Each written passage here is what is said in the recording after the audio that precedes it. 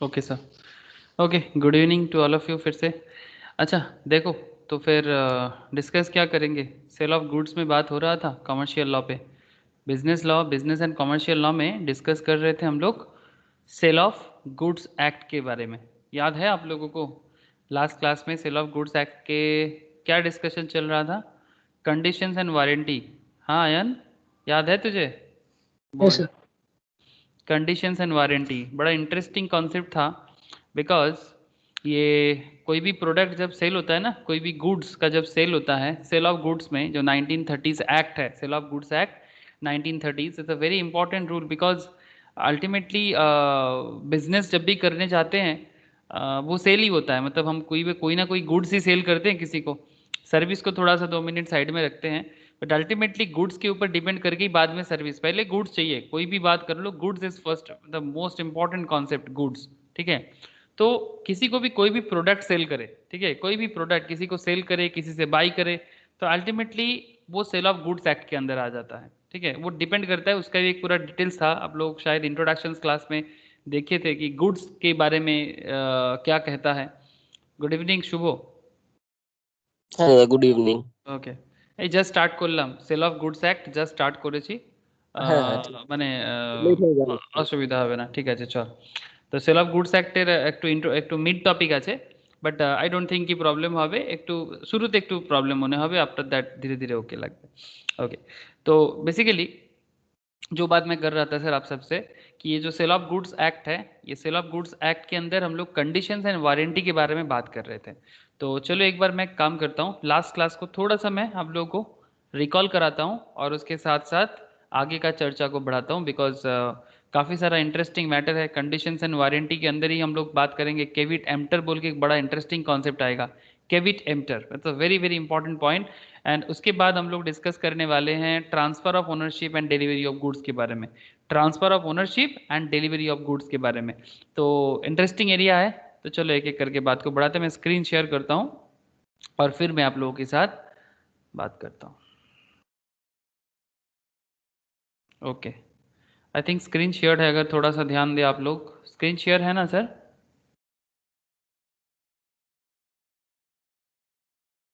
হ্যাঁ দাদা। ओके, तो बेसिकली मैं कंडीशंस एंड वारंटी के बारे में जो लास्ट क्लास में भी बोला था, ये सेकेंड डे में कंडीशंस एंड वारंटी का कुछ एरियाज है उसको कवर करूंगा। तो बेसिकली ये कंडीशंस एंड वारंटी में एक बेसिक एरिया क्या है, what is condition and warranty, जो मैं लास्ट क्लास में काफ़ी डिटेल्स में बात किया था।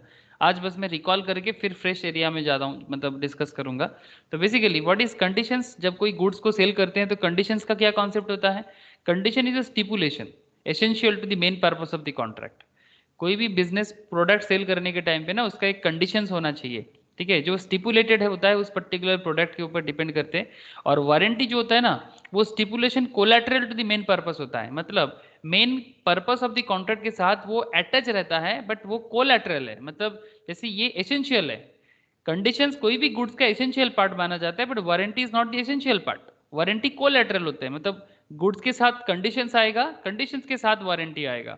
जैसे सिंपल बात है कि गुड्स डिलीवरी करना है, ये उसका कंडीशंस है, स्टिपुलेटेड है कि गुड्स डिलीवरी होगा, बट उसका वारंटी वगैरह वो तो डिलीवरी करने के बाद का विषय है, तो वो डिपेंड करता है। जैसे हम लोग इसके डिटेल्स चर्चा किए थे, right in cash of, in case of breach the agreed party can रिपुडिएट, मतलब उसको फिर से रिपुडिएट कर सकता है इन द कॉन्ट्रैक्ट और क्लेम डैमेजेस अगर कंडीशंस टूटता है ना। ब्रीच, ब्रीच मतलब क्या? टूट जाना, है ना, आप लोग जानते हो ब्रीच ऑफ कॉन्ट्रैक्ट। ठीक है, कोई भी केस में जब ब्रीच मतलब बेसिकली टूट गया, बंधन टूट गया, मतलब आपने जो वादा किया था वो वादा टूट गया।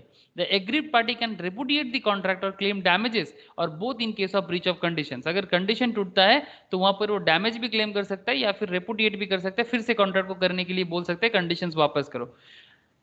अगर वारंटी टूटता है तो agreed party can claim only damages in case of breach of warranty. ठीक है, वारंटी टूटने से वो सिर्फ डैमेज क्लेम कर सकता है, फिर से कॉन्ट्रैक्ट को दोहरा नहीं सकता। ठीक है, तो conversion of stipulations, breach of conditions में भी treated as breach of warranty. अगर कंडीशन टूट गया तो वारंटी भी टूट गया, और अगर वारंटी टूटा तो इसको कंडीशन टूटना नहीं मान सकते, because warranty is the part of conditions. ठीक है, इसके ऊपर हम लोगों ने काफी सारा एग्जाम्पल्स के साथ हम लोग इसको पढ़े थे, आप लोगों को याद होगा। तो मैं बस आप लोगों को एक बार रिकॉल कराया, अगर मैं प्रीवियस क्लासेस में ना डिटेल्स में मैं इसके बारे में बात किया था, आप लोगों को याद होगा। जैसे यहाँ पर हम लोग एक एग्जांपल्स भी, काफ़ी सारे एग्जांपल्स किया था, बट एक एग्जांपल्स मुझे भी याद आ रहा है कंडीशंस एंड वारंटी पे। जैसे कि ये एक एग्जांपल्स एक बार फिर से रिकॉल हम कर सकते हैं आप लोगों के साथ। जैसे P wants to purchase a car from Q, P चाहते हैं कि Q से एक कार खरीदे। ध्यान से सुन लीजिए ताकि आप लोग रिकॉल कर लो एक बार। Which can have a mileage of 20 kilometre per litre. ठीक है, P जो कार Q से बाई करना चाहता है, उस कार का माइलेज कितना होना चाहिए? 20 kilometre per litre. 1 litre petrol या डीजल भरेंगे तो वो 20 किलोमीटर मेरा कार जो है वो मार्केट में दौड़ेगा। Q Poynting at a particular vehicle और बोला कि this car will suit you. Q जो है वो बोला कि ये कार अच्छा रहेगा, ये आप पे सूट करेगा, आपका जो रिक्वायरमेंट है उसको फुलफिल करेगा, that is 20 kilometre per litre के हिसाब से देगा, माइलेज देगा। Letter P buys the car but finds out later on that this car only has a top mileage कितना है इसका? 15 किलोमीटर पर लीटर। ठीक है, तो जहां पर हमें कितना चाहिए था? P को कितना चाहिए था? P को चाहिए था 20 किलोमीटर पर लीटर, बट इसको मिला कितना? 15 किलोमीटर पर लीटर। तो ये ब्रीच हुआ कि नहीं हुआ सर? ब्रीच ऑफ कंडीशंस हुआ कि नहीं हुआ? प्लीज बोलिएगा। ब्रीच ऑफ कंडीशन हुआ था ना? 20 किलोमीटर की जगह अगर आपको 15 किलोमीटर का मिलता है, अभी स्टार्टिंग में ही, ऐसे नहीं कि 2 साल 4 साल बाद, एकदम स्टार्टिंग पहला 1-2 महीने में ही अगर आपको माइलेज 20 किलोमीटर की जगह 15 किलोमीटर मिलता है, तो क्या कंडीशन टूट रहा है यहाँ पर? प्लीज टेल मी सर, बोलिएगा, क्या ये कंडीशन टूट रहा है यहाँ पर? हेलो प्रिया, रोशनी, बोलो sir. Yes, sir. Yes, sir. I'm sure. Okay ion, condition टूट रहा है बिकॉज द सेलर। हाँ बोलो सर, बोलो, कोई कुछ कह रहा है।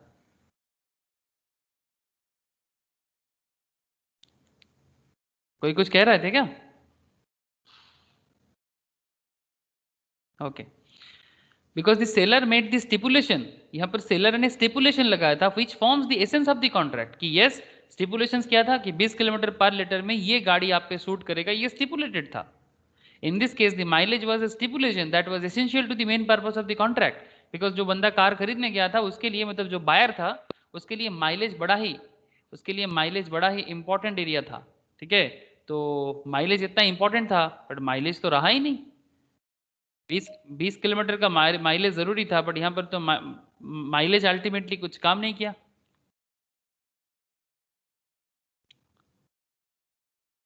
Good evening Snehashish, inky, and good evening sir. Good evening, good evening Priyansh. Priyansh को मेरा आवाज आ रहा है? Good evening sir. Good evening inky, बोलो प्रियांश, बोलो, आवाज आ रहा है मेरा? हेलो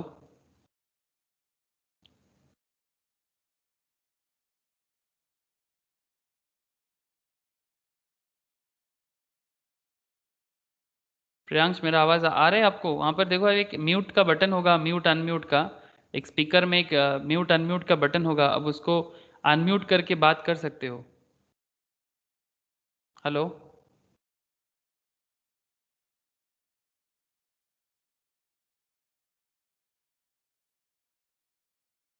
प्रियांश, बोलो। अच्छा ठीक है, मैं मूव ऑन करता हूँ। अगर आपको सुनाई दे रहा है मेरा बात, तो आप हाथ उठा के ऐसे बोल सकते हो कि यस सर मुझे सुनाई दे रहा है। ऐसे आप थोड़ा लेट ज्वाइन किए, कोई बात नहीं, ठीक है। सुनो पहले क्लास, फिर बाद में बात कर लेंगे, ठीक है? ओके सर, ठीक है। क्योंकि आपसे आपका आवाज़ मेरे पास नहीं आ रहा है, आई होप कि मेरा बात आप समझ पा रहे हो,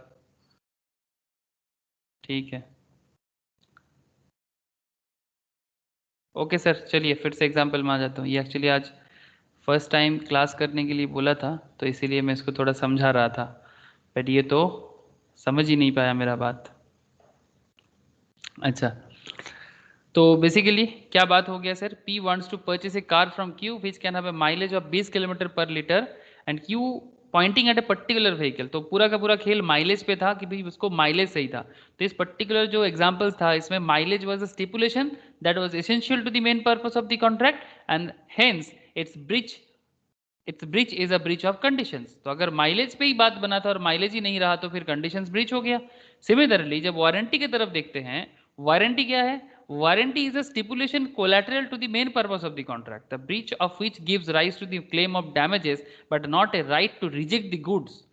अगर वारंटी इस पर्टिकुलर गुड्स के साथ था, कुछ भी डैमेज होता था, सपोज आपका गाड़ी में कुछ बाद में कुछ दिन चलाने के बाद प्रॉब्लम हो जाता था, तो आप डैमेज क्लेम कर सकते हो, बट आप वारंटी अगर आपको नहीं मिलता है तो इस केस में आप ऐसे नहीं बोल सकते कि नहीं नहीं मुझे वारंटी नहीं मिला तो मैं गुड्स ही रिटर्न कर दूंगा, आप ऐसे नहीं बोल सकते, because warranty is not the main conditions. Okay, condition टूटने से आप जरूर बोल सकते हो कि मैं कैंसिल करना चाहता कॉन्ट्रैक्ट को, पर वारंटी टूटने से आप ऐसे नहीं बोल सकते, जो मैं आप लोगों को 2 मिनट पहले ही बताया कंडीशंस एंड वारंटीज का पूरा डिफरेंस है.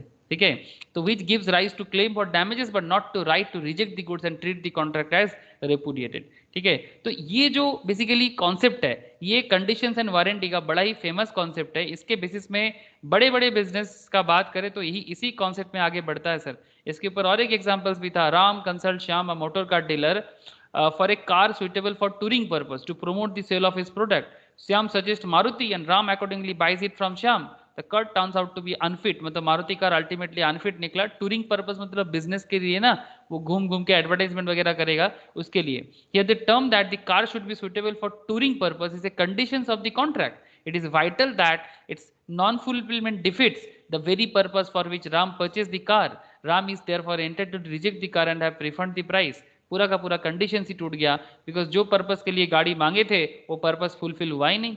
ठीक है, लेकिन यहाँ पर एक बात था. Let us assume Ram buys a new Maruti car from a showroom and the car is guaranteed.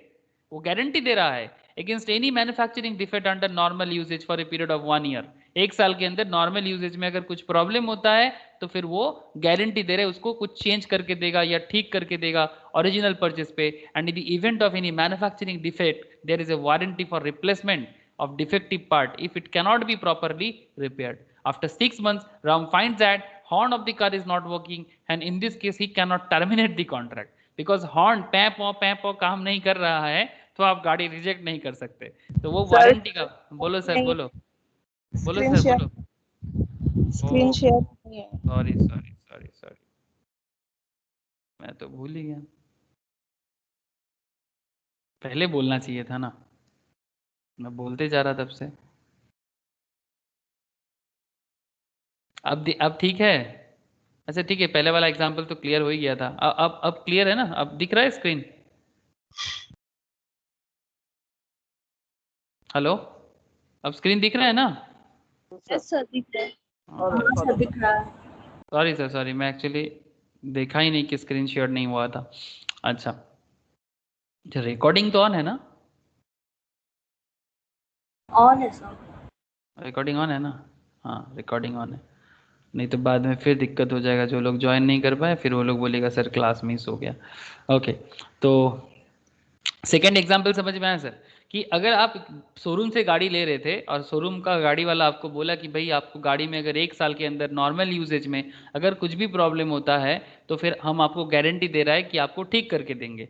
तो सिमिलरली क्या हुआ कि 6 मंथ्स बाद आपका हॉर्न काम नहीं किया, तो आप ऐसे नहीं बोल सकते कि आप गाड़ी नहीं लेंगे.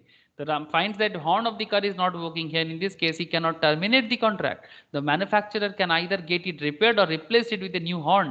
Ram gets a right to claim for damages. वही मैं बोल रहा था ना आपको, अगर वारंटी आपको नहीं मिल रहा है या फिर वारंटी में अगर प्रॉपर टाइम पे नहीं मिल रहा है तो आप डैमेज क्लेम कर सकते हो, बट वारंटी नहीं मिल रहा है बोल के आप पूरा कॉन्ट्रैक्ट को ही टर्मिनेट नहीं कर सकते. ठीक है, if any suffered by him but not right of reputation, मतलब ऐसा नहीं कि आप पूरा कॉन्ट्रैक्ट को ही मतलब फिर से कैंसिल करना चाहते हो, ये वाला राइट आपको कंडीशंस में मिल सकता है बट वारंटी में नहीं मिल सकता. तो ये बेसिकली मैं आपको कंडीशंस एंड वारंटी को पूरा का पूरा रिकॉल करवाया लास्ट क्लास के साथ. ठीक है, बेसिकली इसके ज़्यादा ही डिस्कशंस था, but I think conditions and warranty recall तो हो गया होगा सर. हाँ सर, बोलो एक बार, कंडीशंस एंड वारंटी रिकॉल हुआ ना, कि क्या कंडीशंस होता है और क्या वारंटी होता है? प्लीज़ एक बार बता दो, तो फिर मैं आगे फ्रेश कॉन्सेप्ट में बात करूंगा सर. हेलो, बोलो सर. यस ना? Yes sir. तो थैंक यू सर.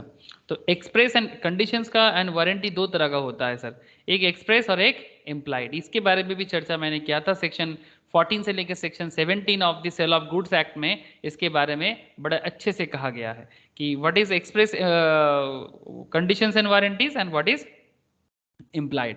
जैसे condition and warranties may be either express or implied. They are expressed when the terms of the contract expressly state them. They're implied when not being expressly provided for. Implied conditions are incorporated by law in the contract of sale. Express condition are those which are agreed upon between the parties at the time of contract are expressly provided in the contract. मतलब ना जब contract बन रहा हो उस time पे express contract बनता है, एक्सप्रेस कंडीशंस बनता है, बट इम्प्लाइड जो होता है ना वो एक्चुअली बाय लॉ होता है. मतलब ये लॉ के कारण बन जाता है कि ये तो है ही, मतलब ये तो मतलब कंडीशंस का पार्ट है, ठीक है, बाय डिफॉल्ट हो जाते हैं, इम्प्लाइड है, ठीक है. तो एक्सप्रेस मतलब जो बोल के या लिख के या तो रिटन में या तो ओरल में होगा, लेकिन इम्प्लाइड मतलब जैसे कि ये सब भी बात किया था हम लोगों ने, condition as to title, condition sale by sample, condition as to quality और fitness, condition as to wholesomeness, condition as to description, sale by sample as well as by description, condition as to merchantability. याद आ रहा है क्या sir? मैं एक बार examples दे दूं आप लोगों को फिर से.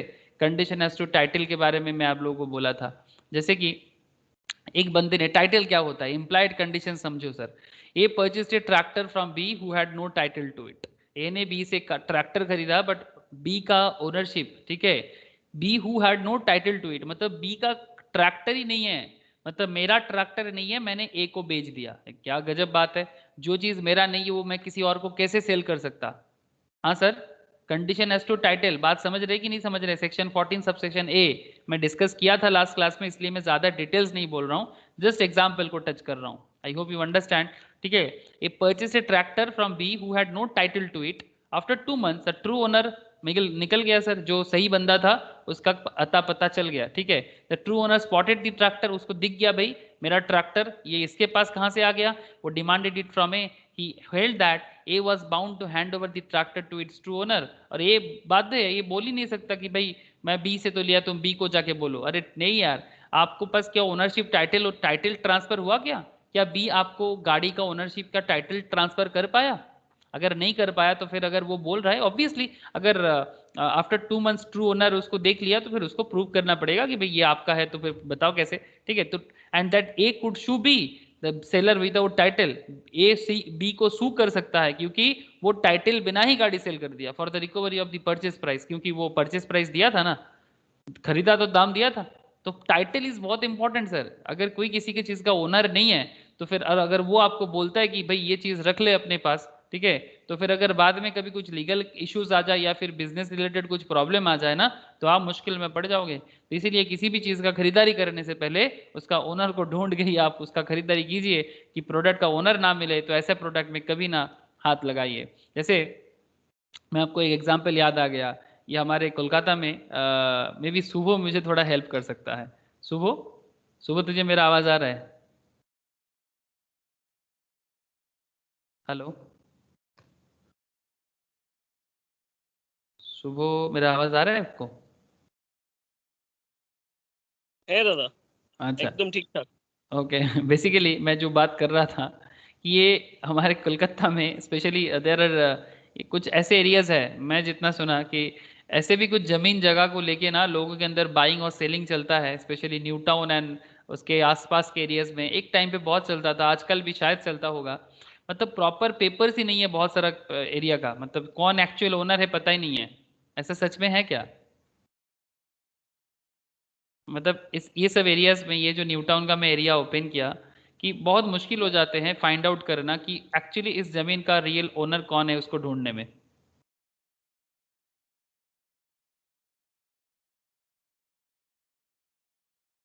हाँ, क्या ऐसा है सुबह?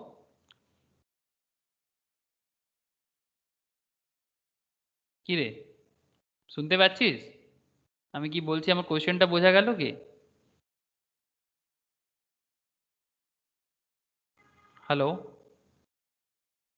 हाँ सर, एक्चुअली प्रॉब्लम होता है, प्लस एक लैंड पे 2 ओनर हो जाते हैं. हाँ वही, मैं एक्चुअली मैं काफ़ी केस में ऐसा देखा, ठीक है, कि there are lots of land की इसका मतलब एक्चुअली इसका वैल्यूएशन बड़ा है. तो शायद आज से 20 साल 25 साल या 30 इयर्स बैक कोई ओनर था, ठीक है, किसी ज़मीन का कोई ओनर था, बट वो ओनर जो था एकदम बेचारा टाइप का था, मतलब उतना पढ़ा लिखा भी नहीं था, नॉर्मल एग्रीकल्चर करता था, खेती बाड़ी करता था. तो उसको कोई बोला कि भाई ज़मीन बेच दो, तो 1 लाख 1.5 लाख में ज़मीन ले लिया उनसे.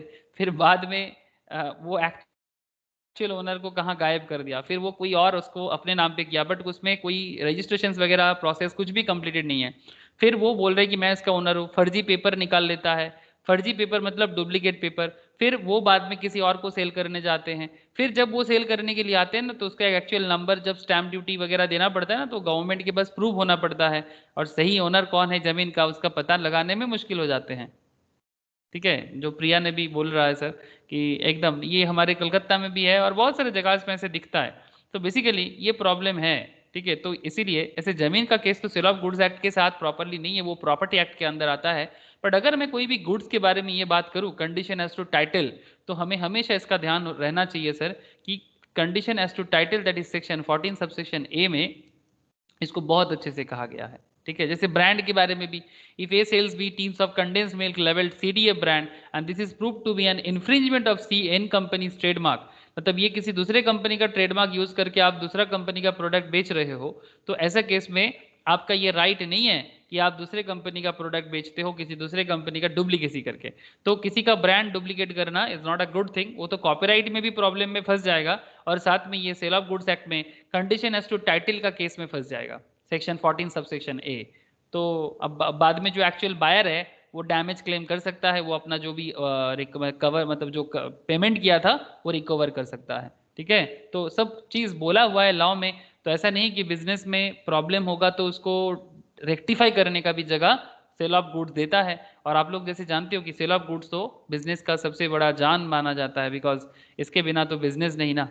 सेल बाय डिस्क्रिप्शंस के बारे में भी हम लोगों ने डिस्कशंस किया था ना सर, सेल बाय डिस्क्रिप्शंस, इसमें भी बड़ा अच्छा बात हुआ था कि ए at Kolkata sells B12 bags of waste silk on its way from Murshidabad to Kolkata. There is an implied condition that silk shall be such as is known in the market as waste silk.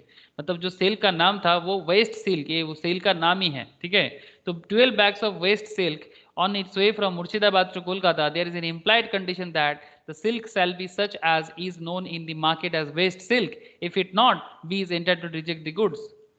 उसका नाम ही है waste silk, अगर वो ऐसा नहीं दिखता है descriptions में तो वो सिल्क वो इग्नोर कर सकता है। Similarly, a ship was constructed to be sold as copper first end vessels, but actually it was only partly copper first end, मतलब पूरा का पूरा copper first end नहीं है ये, तो फिर इन दैट केस डिस्क्रिप्शंस के साथ मैच नहीं कर रहा है तो गुड्स रिजेक्ट हो सकता है। ठीक है, तो जैसे डिस्क्रिप्शंस में आप बोल रहे हो आपके गुड्स के अंदर वो होना चाहिए, अगर नहीं है तो बायर बाद में, क्योंकि वो बायर के साथ धोखा हो रहा है ना, तो वो बाद में क्लेम कर सकता है। तो ये सब एग्जांपल्स हम लोगों ने देखा था। Sale by sample, sale by sample ये सब भी important implied conditions and warranties के पार्टी माना जाता है। जब सेल बाय सैंपल होता है, जैसे कि in case of sale by sample of 2 parcel of wheat, ठीक है, 2 parcels ऑफ व्हीट, व्हीट मतलब गेहूं जिससे आटा बनता है, the seller allowed the buyer an inspection of the smaller parcel but not the larger parcel, मतलब एक छोटा बहुत बड़ा एक बोरा है 50 kg का, एक गेहूं का बोरा है, ठीक है, सेल करना है 50 kg का। नॉर्मली ऐसे ही होता है रियल लाइफ में, अगर आप जानते हो थोड़ा बहुत भी कि ये जो व्हीट वगैरह का जो पैकेजिंग होता है ना ये 50 kg का ही होता है नॉर्मली। तो 50 kg का पैकेट सेल करना है, लेकिन आपने एक 1 kg का पैकेट में सैंपल सेल किया, ठीक है, तो 1 kg का सैंपल में आपने जो व्हीट दिया, ठीक है, ठीक है, जैसे कि गेहूं में बहुत पॉपुलर है सरवती गेहूं, ठीक है, सर मुझे कैसे पता ये एक्चुअली, क्या सर आपसे गेहूं का डीलरशिप हो? नहीं नहीं सर, वो एक्चुअली मैम की फैमिली बिजनेस है, ठीक है, तो उनकी फैमिलीज में ये गेहूं चावल ये सब स्पेशली गेहूं वगैरह का काफ़ी फेमस डीलिंग करता है ये लोग, फैमिली बिजनेस है। तो उनके मुंह से मैं कई बार इसका सुना हूँ। सरवती गेहूं मध्य प्रदेश राजस्थान में बड़ा फेमस है, मतलब इसका आटा जो होता है ना सरवती आटा, अगर कभी आप लोगों ने रोटी खाया सरवती आटा का तो शायद नॉर्मल आटा, ये गणेश वगैरह आटा खाना भूल जाओगे। ये गणेश आटा आशीर्वाद आटा कुछ नहीं है, एकदम बेकार आटा है, इसमें तो फाइबर ही नहीं रहता। मैं तो कहता हूँ कि नॉर्मल व्हीट जो है, जो नॉर्मल व्हीट खरीदो और उसको पिसाई करो और उसको खाओ, देखो क्या तंदुरुस्त खाना खाओगे आप लोग। ये गणेश वगैरह ये सब मत खाया करो, सच में बेकार एकदम है, रोटी में कोई जान नहीं है। क्या मैं सच बोला? जो लोग रोटी खाना पसंद करते हो थोड़ा बहुत भी, हेलो, आइडिया है सर ये व्हीट के बारे में? हाँ, चलो सर बढ़िया है। प्रिया, प्रिया को आइडिया है सरवती गेहूं का?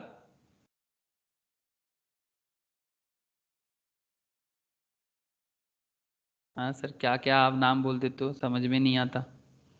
ओके, इंकी, इंकी जानते हो सरवती गेहूं के बारे में?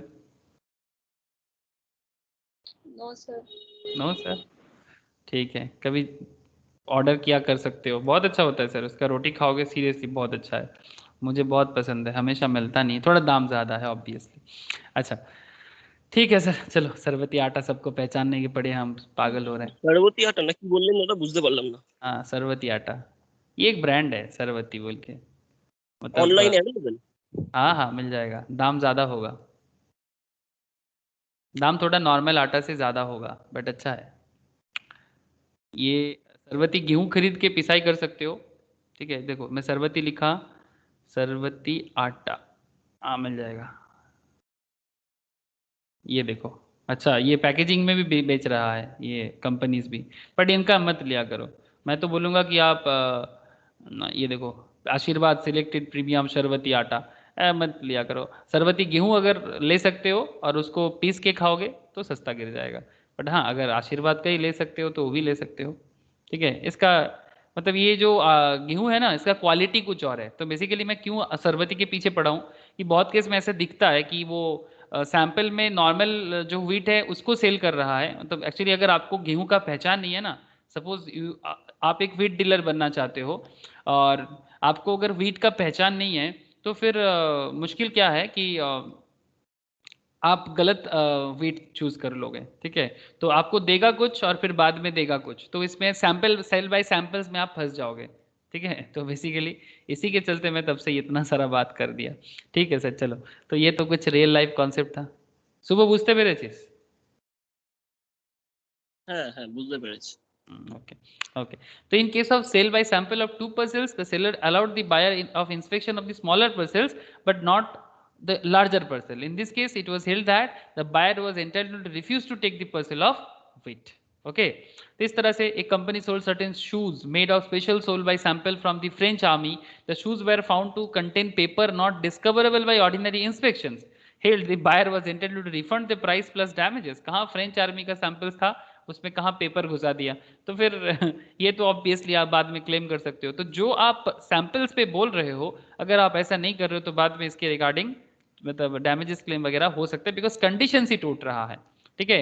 Cell by sample as well as description, ये भी कंडीशन है। A agreed with B to sell certain oil, ठीक है, described as refined sunflower oil, warranted only equal to sample. The goods tendered were equal to sample but contained a mixture of hemp oil. B can reject the goods. आप लोगों को याद होगा मैंने यहाँ इसमें आप लोगों को मास्टर्ड ऑयल के साथ एक ऑयल का एग्जाम्पल दिया था। कोई मुझे बता सकते हैं सर मास्टर्ड ऑयल प्लस किसके बारे में एग्जाम्पल दिया था? आजकल मार्केट में बड़ा चलता है, मास्टर्ड ऑयल के साथ एक ऑयल को मिक्स कर दिया जाता है। कोई बताएगा मुझे सर कौन सा ऑयल का बात कर? हाँ palm oil basically, thank you sir.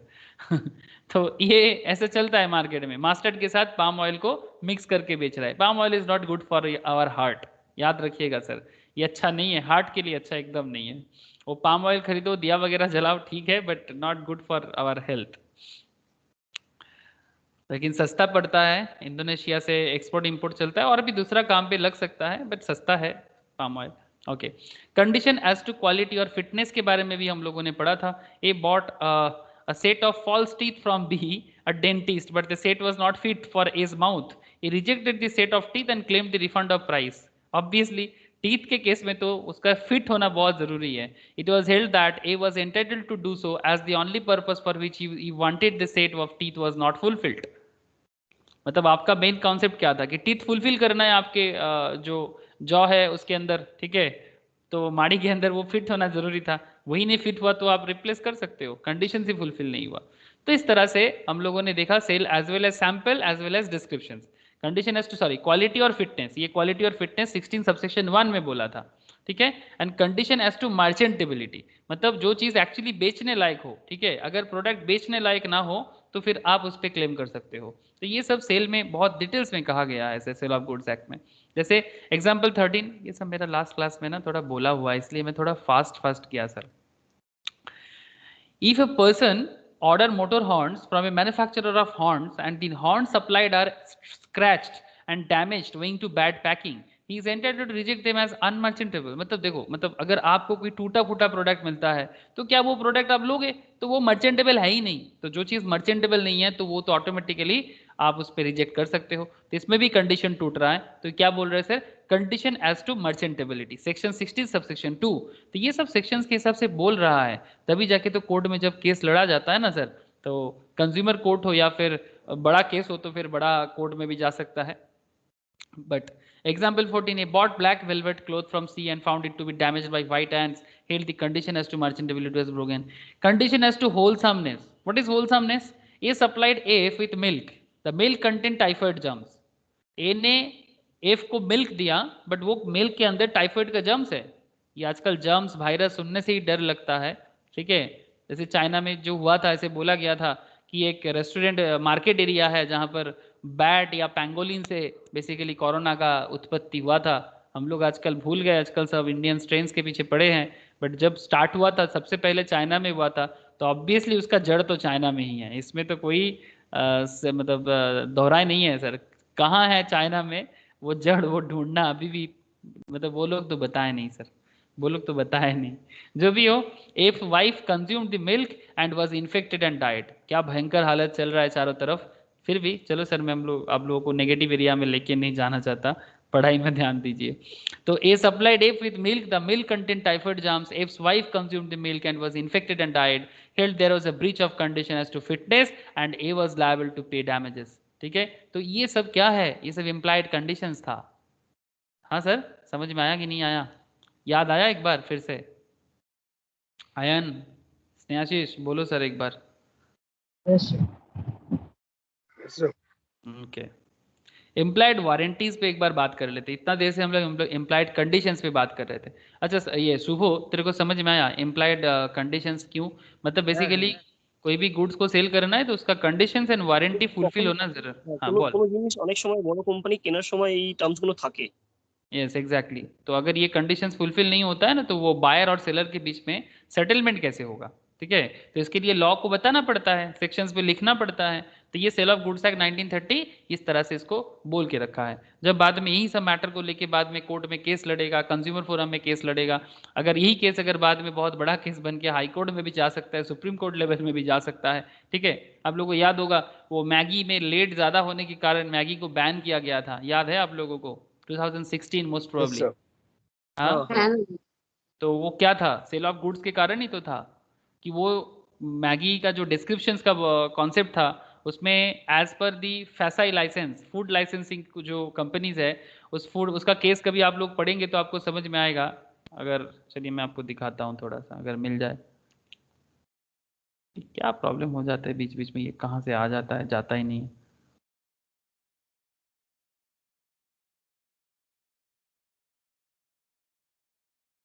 तो ठीक है, बाद में दिखाऊंगा। ये एरिया जाता नहीं है तो फिर मैं इसको क्लोज नहीं कर पाता। ठीक है, चलो बाद में बताते हैं। तो बेसिकली वही कंडीशंस फुलफिल होना ज़रूरी है, नहीं तो मुश्किल हो जाएगा। तो जो भी हो, बाद में मैगी ने अपना वो एज पर लाइसेंसिंग मोड में आना पड़ा उसको, और जो वो डिस्क्रिप्शंस में बताया उसी के हिसाब से उसको as per food licensing norms के हिसाब से ही उसको बनाना पड़ा मैगी का जो भी डिटेल्स है। ठीक है, और तब जाके मैगी फिर से मार्केट में बिजनेस कर पाया। Implied warranty क्या है sir? It's a law implies into the contract of sale. In other words, it is a stipulation which has not been included in the contract of sale in express words, but the law presumes that the parties have incorporated it into their contract. It will be interesting to know that implied warranties are read into every contract of sale unless they are expressly excluded by the express agreement of the parties. This may also exclude by the course of dealings between the parties or by usage of trade. Section 62 में बताते हैं क्या है, मैं थोड़ा details में जाता हूं। जैसे कि इम्प्लाइड कंडीशंस के बारे में तो आप लोग तब से सुन रहे हो, अब इम्प्लाइड वारंटीज के बारे में भी थोड़ा ध्यान से सुनो। Warranty as to undisturbed positions, warranty as to undisturbed positions, warranty as to quality और fitness by usage of trade, and warranty as to non-existent encumbrances and disclosure of dangerous nature of goods. What is this? क्या है ये? ध्यान से सुनना। Warranty as to undisturbed positions बहुत vital concept माना जाता है सेल ऑफ गुड्स के हिसाब से। an implied warranty that the buyer shall have and enjoy quite possession of the goods. That is to say, if buyer having got possessions of the goods is later on disturbed in his possessions, he is entitled to sue the seller for the breach of warranty. जैसे कि warranty as to undisturbed positions, ठीक है, X buys a laptop from Y. ध्यान से सुनिएगा sir, X ने Y से एक लैपटॉप खरीदा. After the purchase, X spends some money on its repair and uses it for some time. Unknown to the parties, it turns out that laptop was stolen. Unknown to the parties, it turns out that the laptop was stolen and was taken from X and delivered to its rightful owner. X ने किससे खरीदा था laptop sir? Y से. After the purchase of X spends some money on its repair and uses it for some time. Unknown to the parties, it turns out that laptop was stolen and was taken from X and delivered to its rightful owner. Y shall be held responsible for a breach and X is entitled to the damages of not only the price but also of the cost of repairs. आप लोग बात समझ रहे हो sir? मतलब actually ये basically concept क्या था कि X ने जो Y के पास से लैपटॉप खरीदा था, ये लैपटॉप एक्चुअली Y का भी प्रॉपर नहीं था. After the purchase, X spends some money on its repair and uses it for some time. बहुत अच्छा, X ने बहुत दिन तक इसको ठीक ठाक करके यूज भी किया. Unknown to the parties, it turns out that laptop was stolen and was taken from X and delivered to its rightful owner. ठीक है, मतलब अगर ये चला गया तो फिर राइटफुल ओनर के पास आना चाहिए. ऐसे तो अभी दिख रहा है कि राइटफुल ओनर कौन है? X है. Y यहाँ पर मेनली रेस्पॉन्सिबल कौन हो जाएगा? Y हो जाएगा.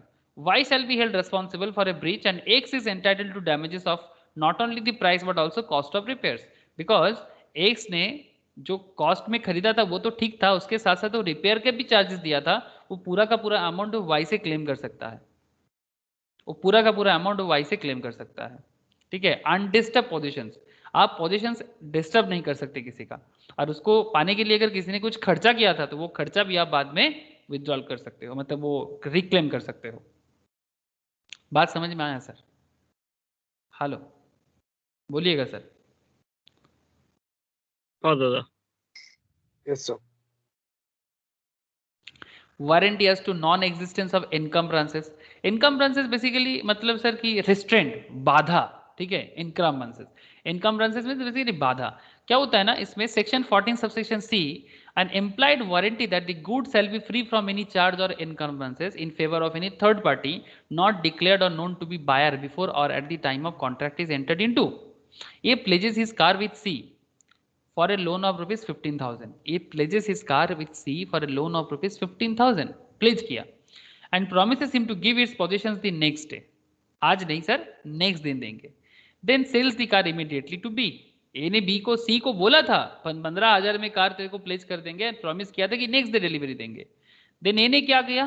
बी को सेल कर दिया immediately. Who purchase it on good faith? कौन? बी.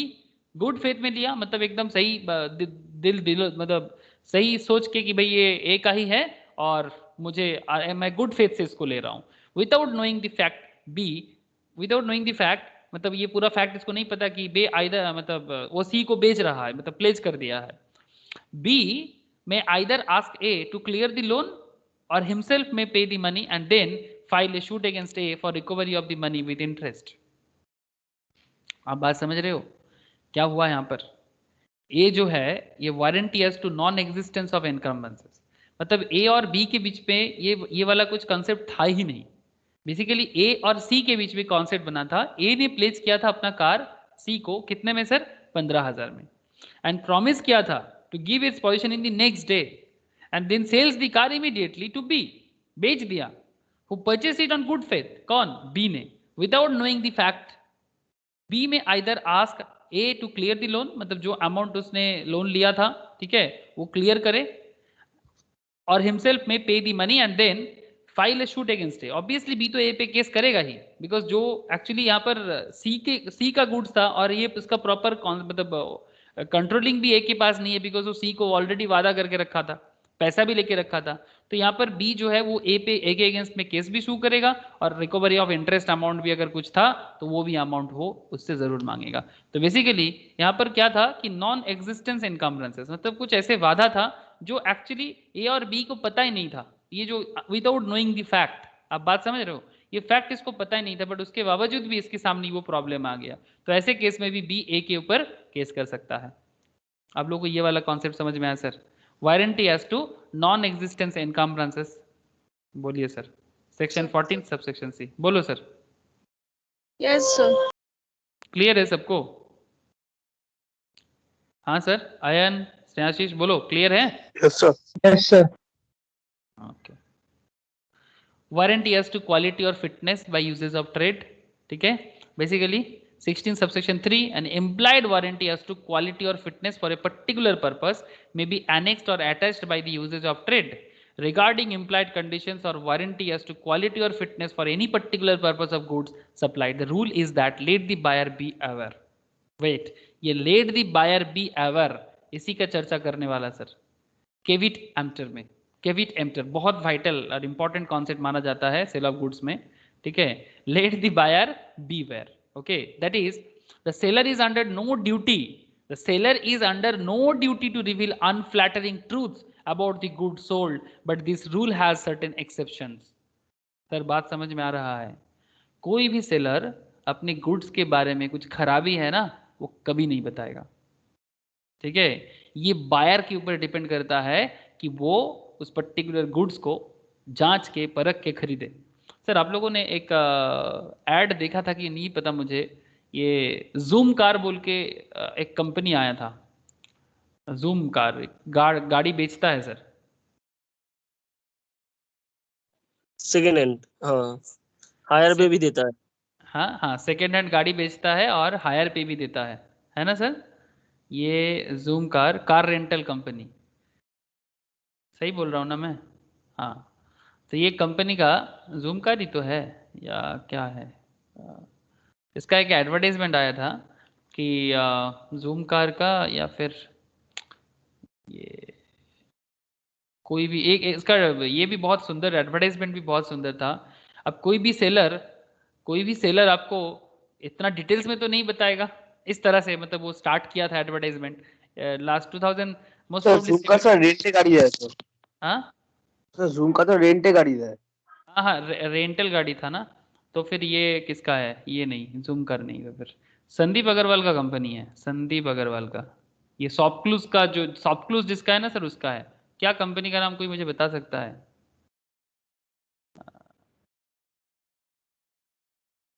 वो कार एडवर्टाइजमेंट। देखो, हाँ ऐसे हाँ, कुछ। ना ना कार कार देखो, नहीं नहीं, कार देखो नहीं, वो कार देखो तो कार्स अभी आया है। 24, हाँ कार्स 24। नहीं, अरे बहुत चला था उस टाइम पे ये कंपनी का नाम, Droom dot in most probably. Oh Droom Droom Droom Droom. Droom dot in, ये हाँ, ये तो गाड़ी बेचने वाला कंपनी है, सेकेंड हैंड कार बेचता है। हाँ हाँ, सेकेंड हैंड बाइक, कार सब। हाँ, बाइक कार सब कुछ बेचता है ड्रूम डॉट इन। हाँ, इसी में इसमें सेकेंड हैंड कार बेचने का एक बड़ा अच्छा था ड्रूम डॉट इन, संदीप अग्रवाल का, मुझे वही याद आ रहा है ड्रूम डॉट इन। तो ये ड्रूम डॉट इन में वही बोल रहा था कि अब कोई भी सेलर तो आपको अपना डिटेल्स तो बता के नहीं बेचेगा। तो ये क्या है ना, कई बार मेरे घर से निकालने के टाइम पे ना, मेरे पेड़ पौधा में कई बार टच करके निकला है। तो मतलब वो बेसिकली बोलना चाहता, तो गाड़ी यूज कार है तो ऑब्वियसली कहीं ना कहीं टकराएगा, कहीं ना कहीं धक्का लगेगा, बट फिर भी ये बायर पे डिपेंड करता है कि वो जांच परख के गाड़ी को खरीदे। और सेकेंड हैंड कार भी वो अच्छे से खरीद सकता है, क्योंकि वो ड्रूम डॉट इन पे उस पर अच्छा सेकेंड हैंड कार मिलता है या सेकेंड हैंड बाइक मिलता है। बेसिकली ये था उनका इसका कहने का सिस्टम, ठीक है। तो आई थिंक यू अंडरस्टैंड कि ये जो कॉन्सेप्ट भी है ना, ये कॉन्सेप्ट भी कुछ इसी तरह से बना हुआ है कि वारंटी एज टू क्वालिटी और fitness by usage of trade, ठीक है। तो वही बोल रहे हैं कि any particular purpose of goods, the rule is that the let the buyer beware that the seller is under no duty to reveal unflattering truths about the goods sold, but this rule has certain exceptions। हाँ, कुछ exceptions है, आगे discuss करते हैं। Disclosure of dangerous nature of goods, अगर कोई goods dangerous nature का है किसी कारण से, where the goods are dangerous in nature and the buyer is ignorant of the danger, the seller must warn the buyer the probable danger। if there is a breach of warranty, the seller may be liable in damages। जैसे कि कोई भी चीज़, जैसे कि आप लोग जानते हैं कोई दवाई हो, कोई मतलब मेडिसिनल कुछ मैटर्स हो, या फिर एसिड का, जैसे मार्केट में एसिड सेल होता है, ठीक है। तो वो एसिड के बारे में भी बहुत डेंजरस कॉन्सेप्ट माना जाता है। म्यूरेटिक एसिड जो हम लोग बाथरूम को साफ सुथरा करने के लिए यूज़ करते हैं, है ना सर? तो इस तरह का प्रोडक्ट का डेंजरस, ऑब्वियसली डेंजर है। गांव साइड में यूज़ करते हैं वो स्नेक भगाने के लिए, हम लोग क्या यूज़ करते हैं उसको, क्या बोलते हैं रे उसको, जो स्नेक कार्बोलिक नहीं है, एसिड। Carbolic acid. तो इस तरह का कुछ भी यूज करते हैं तो उसका डेंजरनेस होता है, तो उसके बारे में सेलर को पता होना चाहिए। तो आप बताने के टाइम पे प्रोडक्ट में लिख के रखो प्रोडक्ट के अंदर कि भाई ये प्रॉब्लम हो सकता है, उसके बावजूद भी अगर प्रॉब्लम होता है तो तब सेलर लायबल नहीं है। तो disclosure of dangerous nature of goods, आप डिस्क्लोज करो कि भाई ये गुड्स डेंजरस है, तो ये सेल ऑफ गुड्स एक्ट में लिखा हुआ है, तभी आप ऐसे करोगे ना, अदरवाइज आप प्रूव कैसे करोगे बाद में। ठीक है, तो यही सब सेल ऑफ गुड्स एक्ट बहुत ही प्यार से और एकदम डिटेल्स में लिख के रखा है, और तभी जाके बाद में अगर कुछ प्रॉब्लम होता है ना तो केस का डीलिंग्स होता है। अब इसी पॉइंट के ऊपर रिगार्डिंग एक बड़ा ही इंटरेस्टिंग कॉन्सेप्ट है, कॉन्सेप्ट का नाम है सर केविट एम्प्टर। अब बात को ध्यान से सुनिएगा, what is the meaning of caveat emptor and इसका कुछ एक्सेप्शंस है कि नहीं है। अब केविट एम्प्टर का मतलब है, in the case of sale of goods the doctrine caveat emptor means let the buyer beware. ठीक है, लेट द बायर बीवेयर मतलब बायर आप सावधान हो जाओ। ठीक है, कि आप सावधान हो जाओ प्रोडक्ट खरीदने से पहले, सर्विस लेने से पहले। ये आपका स्पेशली मैं गुड्स के बारे में ही बात करूंगा कि दिस इज बायर। हाँ बोलो।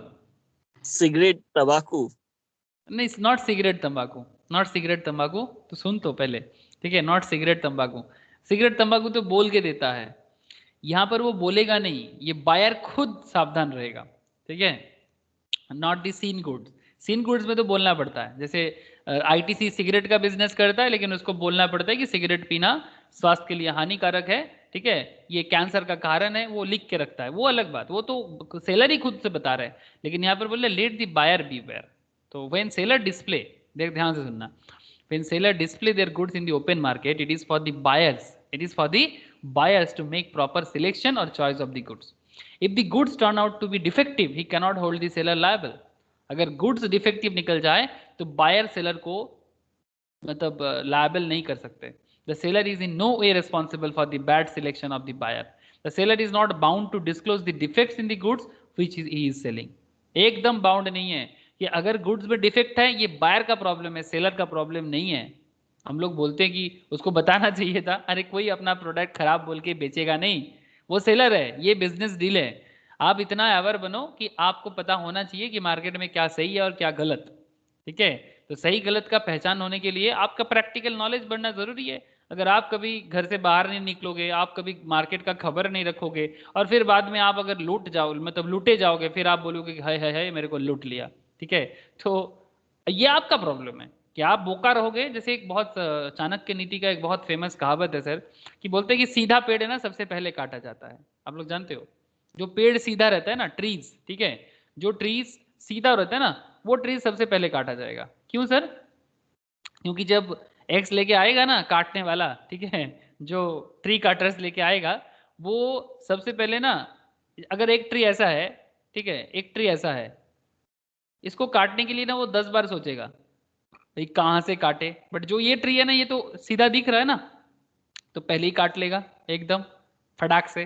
बट इस तरह का ट्री को काटने के लिए उसको 10 बार सोचना पड़ेगा भाई कहाँ पर कोप मारे तब जाके ये काट सकते हैं, पोजीशंस नहीं मिलेगा।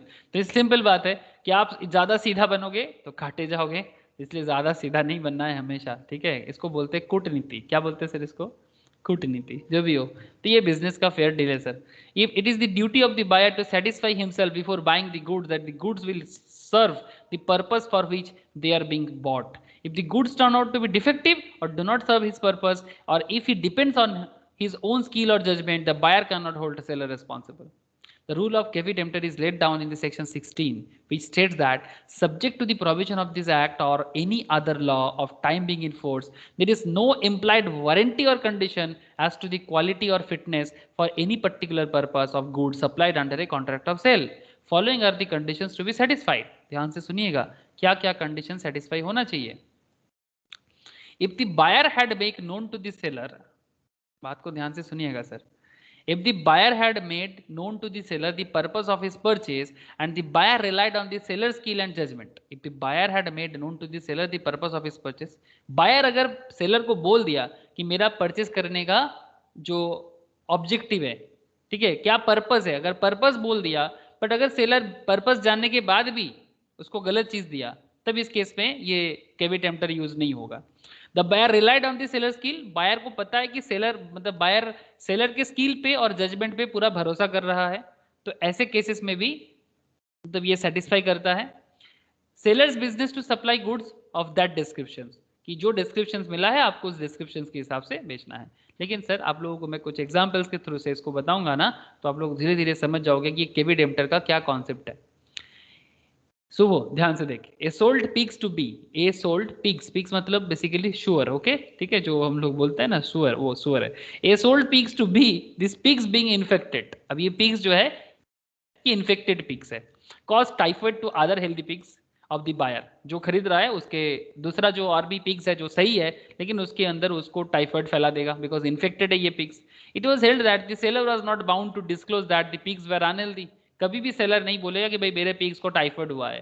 The rule of law being caveat emptor, यहाँ पर रूल क्या है, केवी डेम्पटर का रूल है, कभी नहीं बोलेगा कि मेरे पिग्स को टाइफाइड हुआ है, ये कभी नहीं बोलेगा वो, ठीक है। ये जो बायर है ना, उसका अपने स्किल्स और जजमेंट से उसको पता करना पड़ेगा कि भाई आप देखो गाय को देख के, मतलब काऊ खरीदने जाते हो, हॉर्स खरीदने जाते हो, तो आपको पता होना चाहिए। जैसे यहाँ पर, अच्छा ये सेकंड केस थोड़ा अलग है, सेकंड केस थोड़ा अलग है।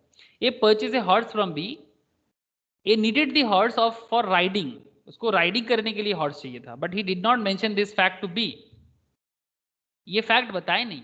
The horse is not suitable for riding but is suitable only for being driven in the carriage, riding के लिए वो सही हॉर्स नहीं है, बट वो कैरेज ड्रिवन के लिए सही है। Caveat emptor rule applies here and so A can neither reject the horse nor can claim compensation from B. आप लोग बात समझ रहे हो, A can neither reject the horse and nor can claim compensation from B. हाँ sir, आप लोग समझ पा रहे कि नहीं पा रहे? हाँ दादा समझ आ रहा है। Yes sir.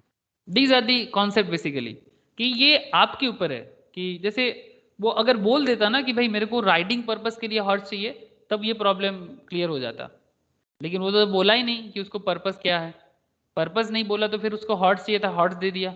हम लोग भी कई बार दुकान में जाके ऐसे करते हैं ना कि बोल देते कि हमें ये दे दो, अब अरे भाई पर्पस बताओ, पर्पस के हिसाब से बोलोगे तो जाके आपको सही प्रोडक्ट मिल सकता है। अब पर्पस नहीं बोलोगे और फिर फालतू में जाके दुकानदार को क्लेम करोगे तो बात बनेगा नहीं सर। तो ये बहुत सारा ऐसे अड़ियल टाइप का कस्टमर्स होते हैं, अड़ियल समझते हो ना, जो सुनना ही नहीं चाहता, ठीक है, बस जो वो सुन के आया है वही बोलेगा। अरे भाई जो बेचेगा उसका भी सुन ले, कभी कभी मैं देखा ऐसे अड़ियल टाइप का कस्टमर्स दुकान में जाके झमेला करता है, नहीं नहीं हमें वही चाहिए, अरे भाई ये इसका प्रॉब्लम भी सुन के जाओ, नहीं। अच्छा ठीक है, the doctrine of caveat emptor is however subject to following exceptions, fitness as to quality or use, where the buyer makes known to the seller the particular purpose for which the goods are required, as to show that he relies on the seller's skill or judgment and the goods are of a description which is in the course of seller's business to supply. It is the duty of the seller to supply such goods as are reasonably fit for that purpose. वही बात कि अगर purpose के लिए पूछा जा रहा है तो as per the purpose seller को बेचना चाहिए, सेक्शन 16 सबसेक्शन 1 डिटेल्स में बोलते हैं। An order was placed for some trucks to be used for heavy traffic in a hilly country, the truck supplied by the seller were unfit for this purpose and broke down, there is a breach of condition as to fitness. Yes sir, ये real case है। Hilly stations पे, hill stations पे जो truck चलता है ना, वो normal plane land पे जो चलने वाला ट्रक जैसा नहीं होता है। जैसे अगर आप कभी भी कश्मीर में जाओगे या फिर आप करगिल सेक्टर्स में या फिर हमारे इवन ज़्यादा दूर नहीं दार्जिलिंग ही चले जाओ, उस एरिया में जो ट्रक चल, मतलब जिस तरह का ट्रक का ज़रूरी है उसका कंडीशन थोड़ा अलग होता है कंपेयर टू प्लेन एरियाज में चलने वाला ट्रक का condition.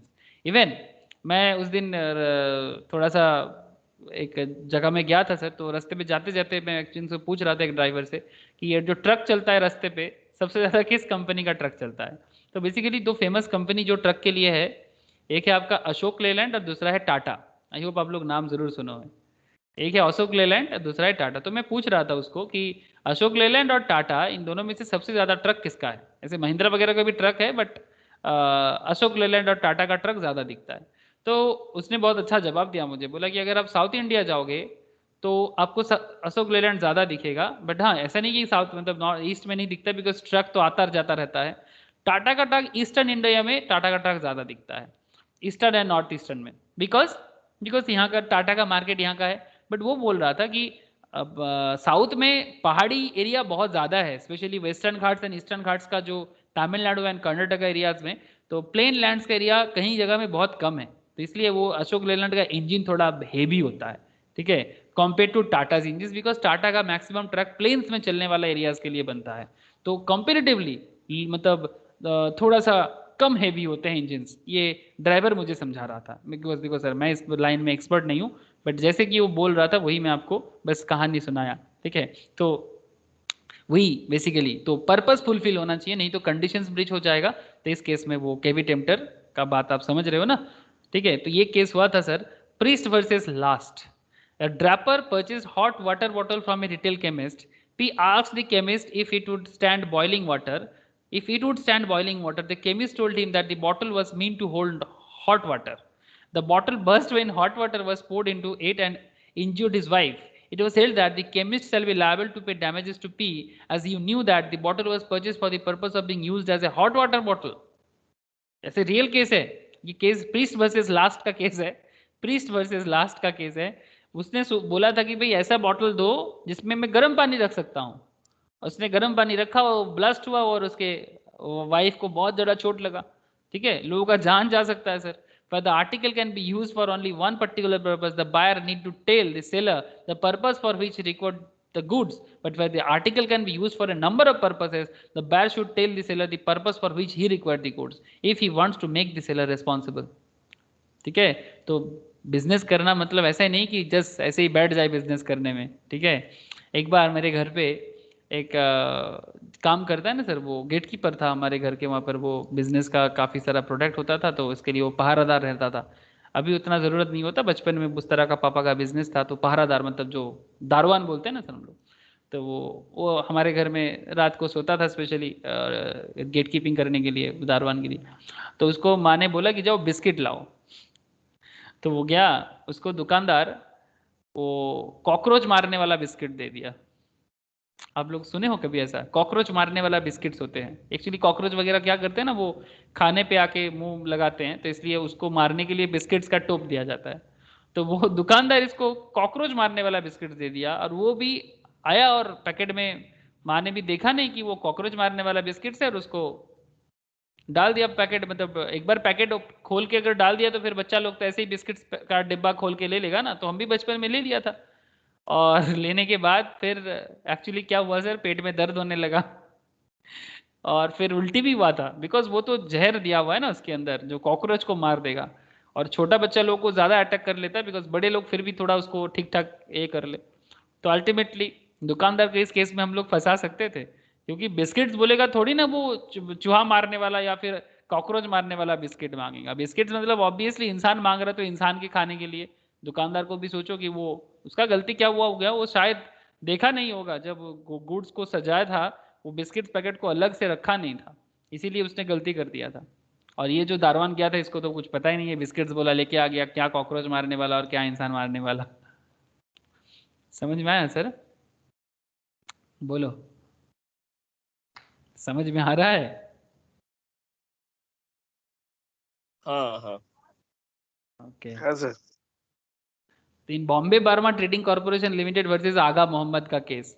Timber versus Bombay Burma trading, मतलब आप समझ रहे ना, Burma is known for timber, ठीक है, Burma is known for timber and gems and jewels. आप लोगों को पता है सर, दुनिया का जो फेमस ज्वेलरीज होते हैं, मतलब जो जेम्स बेसिकली रत्न जिसको हम लोग बोलते हैं, रत्न मानिक बोलते हैं ना सर, हाँ, जेम्स वगैरह, वो एक्चुअली म्यांमार में मिलता है दुनिया का। वही एक्चुअली म्यांमार का मेन रिसोर्सेज था। ब्रिटिश आके ख़त्म करके चला गया। अभी भी थोड़ा बहुत है म्यांमार की मिट्टी में, अभी भी मिलता है, बट वो पहले वाला बात नहीं है। बट हाँ, ट्रीज अभी भी है, जो टिम्बर का कॉन्सेप्ट है वो अभी भी है, ठीक है। दिस इज द म्यांमार, ये टिम्बर के लिए जाना जाता था। इवन आज भी कभी भी बात होता है ना, तो बार्मा टिकवुड मतलब सर सेगुन का पेड़ होता है, टिकवुड, हाँ, ये टिकवुड, बार्मा का टिकवुड ना अभी भी वर्ल्ड फेमस है। मतलब बार्मा टिकवुड में बहुत कुछ, इवन रेलवे का स्लीपर वगैरह बनना, रेलवेज का काम होना, बहुत कुछ होता था, ठीक है। तो ब्रिटिश एक्चुअली यहाँ से रिसोर्सेज लेके इंडिया में रेलवेज का टाइम पे बहुत काम किया है सर, ठीक है। और इंडिया से बहुत सारा लोगों को लेके गया था यहाँ पर काम कराने के लिए, specially from south Indian part से बहुत लोग यहाँ पर काम करने गया था। आज भी अगर आप म्यांमार जाओगे आपको वहाँ पर इंडियंस बहुत दिखेगा, बट हाँ एक टाइम पे बहुत ज़्यादा था, बट पार्टीशन के टाइम पे 47 में बहुत लोग इधर आ भी गया। तो रबर का पेड़, टिम्बर का पेड़, ये सब म्यांमार में बहुत अच्छा होता है। म्यांमार का इकोनॉमी भी बहुत टॉप क्लास इकोनॉमी हुआ करता था, बट ये सर ये यूरोपियन नेशंस ना लूटते लूटते सब खत्म करके गया।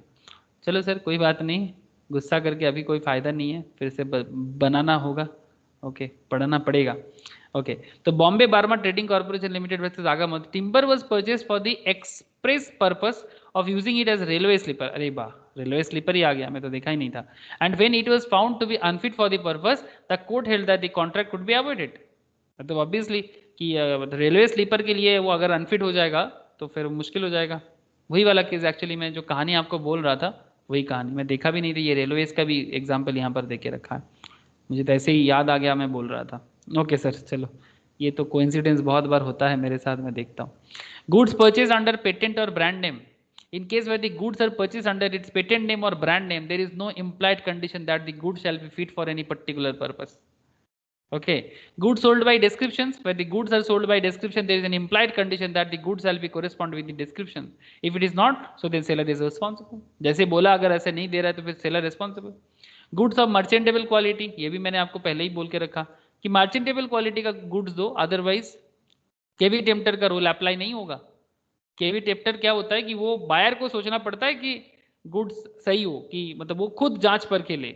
But where goods are bought by description from a seller who deals in goods at the description that there in implied condition that the goods shall be merchantable quality, the rule of caveat emptor is not applicable. But where the buyer has examined the goods, this rule shall be applied if the defects were such which ought to have not been revealed by ordinary examinations. Sale by sample, goods by sample as well as description, trade usage, हर case में caveat emptor का proper use होता है sir. तो basically एक example है, in readymade garment business there is an implied condition by usage of trade that the garment shall be reasonably fit on the buyer. Obviously अब readymade garment में normally reasonably fit होना चाहिए, एकदम ditto fit होगा ऐसा जरूरी नहीं है, ठीक है, रीजनेबली फिट होगा, बाकी थोड़ा बहुत इधर उधर हो सकता है। ये रेडीमेड गारमेंट बिजनेस का कॉन्सेप्ट है। अगर आपको उतना ही फिटिंग फटिंग पहनना है, मतलब फिटिंग फटिंग पहनना है, तो फिर आपको क्या करना है सर, आपको किसी टेलर में जाके सिलवाना चाहिए, आपको रेडीमेड नहीं लेना चाहिए। The seller activity conceals a defect or is guilty or fraud. Where the seller sells the goods by making some misrepresentations or fraud and the buyer relies on it, or when the seller actively conceals some defect in the goods so that the same could not be discovered by the buyer on a reasonable examination, then the rule of caveat emptor will not apply. In such a case, the buyer has a right to avoid the contract and claim damages. ठीक है, मतलब वो छुपाना चाहता है, ठीक है, तो अगर वो छुपाए तो छुपा सकता है, बट अगर इसे सेलर को, बायर को पता चल गया तो वो कॉन्ट्रैक्ट को अवॉइड कर सकता है, बस इतना ही, और डैमेज भी क्लेम कर सकता है। तो वो छुपा सकता है अपना प्रॉब्लम को, सेलर बहुत तरह से कर सकता है, बट बायर को नॉर्मली सोचना चाहिए कि उसको क्या करना है। तो ये था केवी टेम्पटर एंड रिलेटेड कुछ एक्सेप्शनल एरियाज, जो आई होप आप लोगों को बड़े अच्छे से ही समझ में आया। कुछ क्वेश्चंस है, आप लोग अपना नॉलेज टेस्ट कर सकते हो घर में, मैं नोट्स शेयर कर देता हूँ, आप आराम से, इसमें कुछ एमसीक्यूज है, कुछ सब्जेक्टिव क्वेश्चंस है, प्लीज़ आप लोग जाओ इस पर्टिकुलर चैप्टर से डिटेल्स में पढ़ो, ठीक है, डिस्क्रिप्टिव क्वेश्चंस भी पढ़ो, एमसीक्यू क्वेश्चंस भी पढ़ो, और सेल ऑफ गुड्स एक्ट का ये जो कंडीशंस एंड वारंटीज वाला एरिया है, इसको एक बार प्लीज़ कंप्लीट कर लो, बिकॉज मैंने डिटेल्स में ही पढ़ाया, तो फिर क्वेश्चंस का भी जवाब आप एक बार गो थ्रू करोगे तो रेडी हो जाएगा। जितना है इतना कर लो, बाकी और एक्स्ट्रा क्वेश्चंस आंसर भी मैं आप लोगों को प्रोवाइड कर रहा हूँ और डिटेल्स के स्टडीज़ के साथ साथ, ठीक है, जो आप घर में और प्रैक्टिस करने के लिए मैं इसी वीक के अंदर आप लोगों को शेयर करूंगा, मैं रेडी कर लिया। अच्छा, transfer of ownership and delivery of goods, ये मैं नेक्स्ट क्लास में चालू करूंगा, आज मैं इतना ही रखूंगा, ठीक है sir. Transfer of ownership and delivery of goods के बारे में सेल ऑफ गुड्स एक्ट क्या कहता है। तो सर आप लोग बताइएगा मुझे कि आप लोगों को समझ में आया कि नहीं आया, प्लीज बताइएगा, कोई सवाल हो तो कीजिए।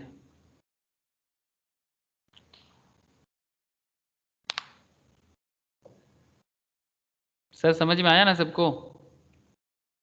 Yes sir.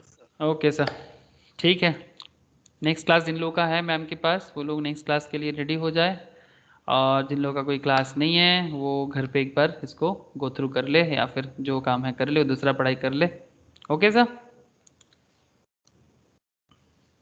Okay, Priya, Roshni, Inki, Ayan, Shubho, Snehashish, okay, Sakshi, okay, okay sir, tata, okay, tata tata, thank you sir. Okay sir, चलो टाटा, राखी दादा। ओके।